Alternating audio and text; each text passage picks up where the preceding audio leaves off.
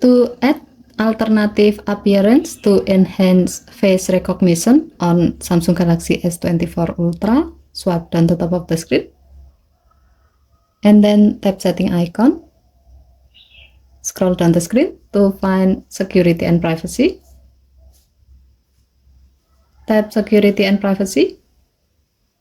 Under additional security settings section, tap biometric. Tap face recognition.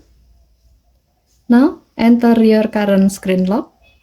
Since this phone is using pattern, then draw the pattern.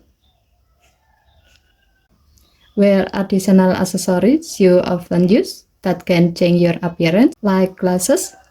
Tap add alternative appearance to enhance recognition, and then position your face in the area shown on the screen to start registering your additional appearance.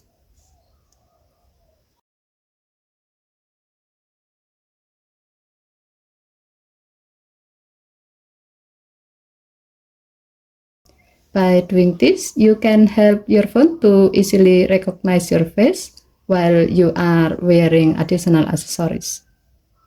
Okay, thank you for watching. Please help to like and subscribe. Have a nice day.